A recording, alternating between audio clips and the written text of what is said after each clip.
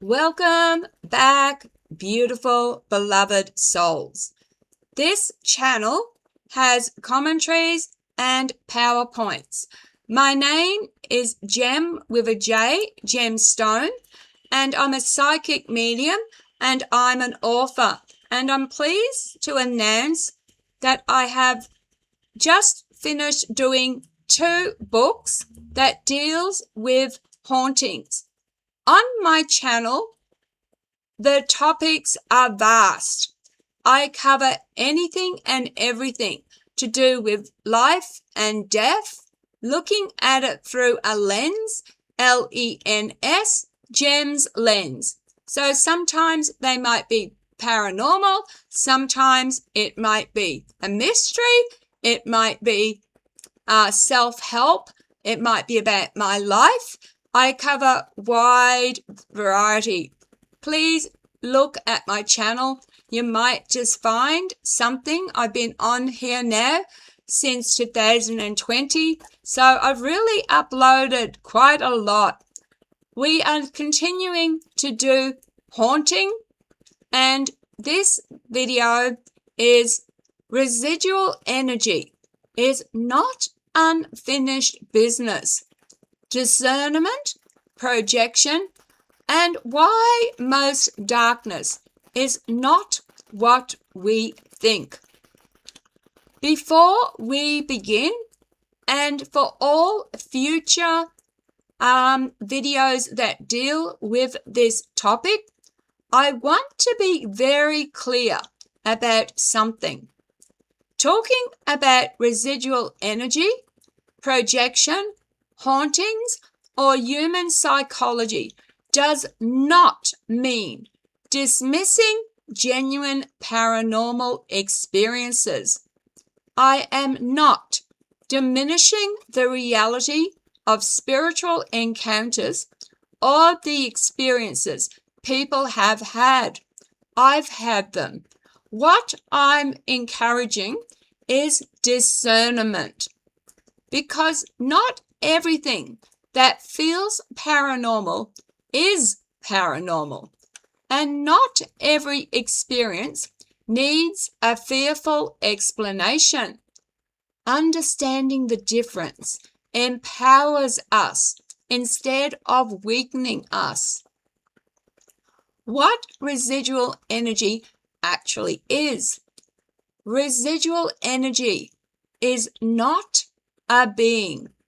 It is not consciousness. It is not intention. And it is not unfinished business. Residual energy is more like an echo, an imprint left behind by strong emotion, repetition, trauma, intense life events. Just as a well-worn path remains after many footsteps, emotional energy can leave a trace. But an echo does not think. It does not watch. It does not want.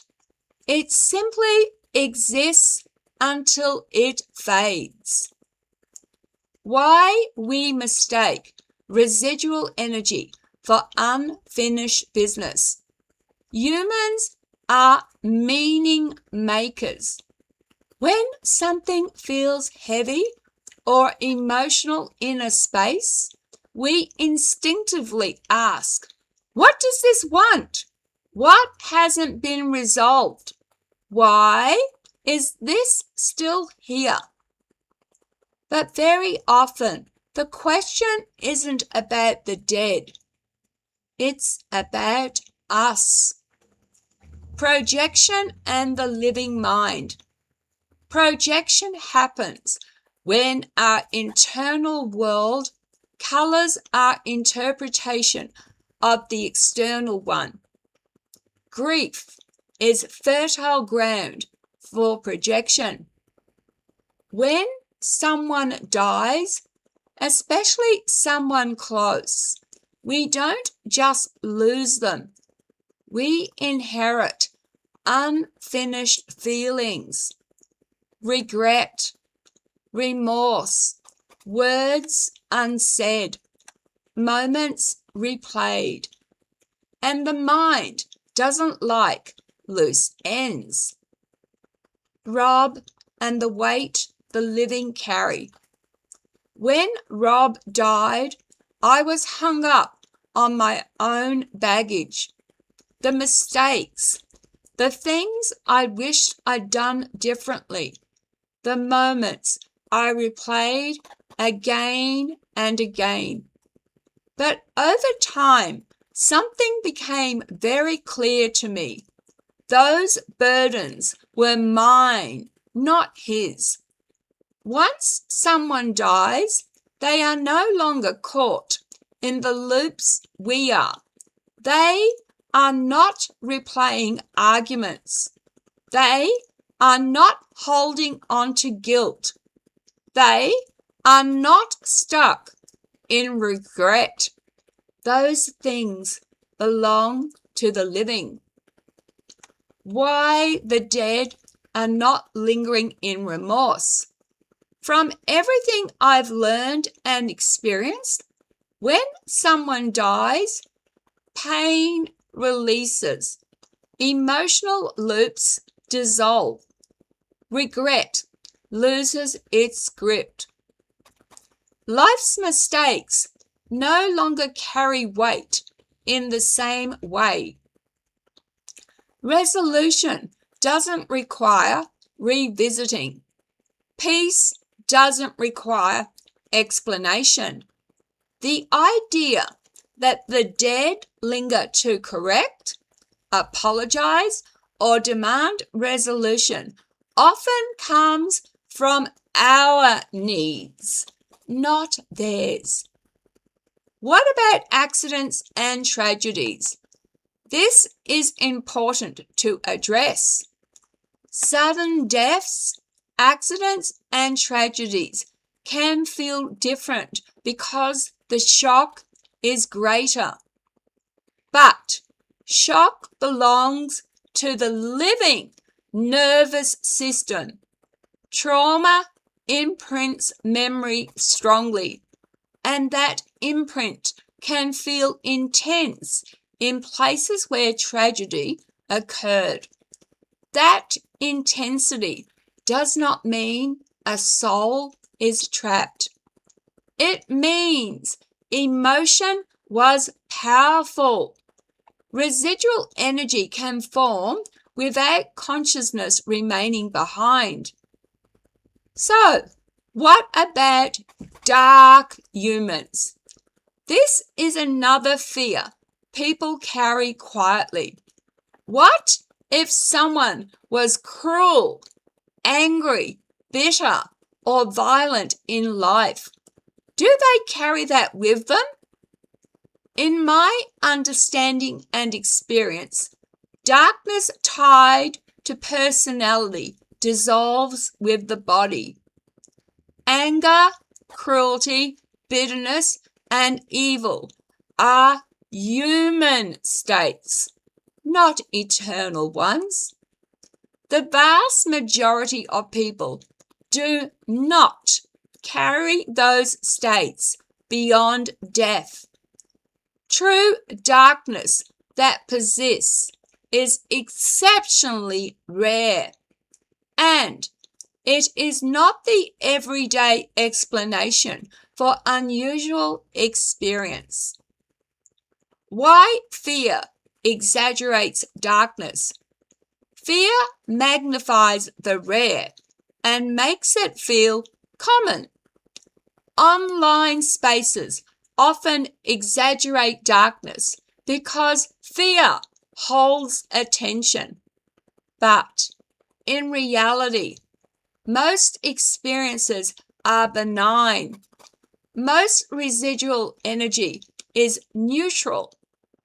Most presences are memory, not menace. Darkness is not lurking everywhere. And believing it does more harm than good. Empowerment through understanding. Here is the empowering truth. If residual energy has no intention, it cannot harm you. If projection is recognized, it loses its grip. If fear is soothed, intensity fades. You do not need to battle. You do not need to cleanse aggressively. You do not need to assume threat. Calm presence resolves more than force ever could. A gentle reframe. Residual energy is not unfinished business. It is a reminder of what once mattered, not a demand to engage. The dead are not stuck. They are not watching over mistakes. They are free of the weight the living still carry. And darkness, while real, is rare, not routine. Closing. Discernment is not disbelief. It is wisdom. And wisdom replaces fear with steadiness. Understanding what is not happening is just as important as understanding what is. And most of the time, what is happening is far gentler than what we've been taught to believe. Thanks very much, beloved ones, for watching. I would love to read comments. I ask that you do so respectfully. Please comment on any of those series of hauntings that you've watched. And if you haven't watched any of them, I would gently encourage that you do, because in it, I discuss the difference between internal and external hauntings. I also talk about fear and how to deal with it. I also discuss grief. Thanks again for watching. Please cherish every moment. Be kind to yourselves and each other. Love, light, and blessing. You'll see me back in a few days, I hope. Bye for now.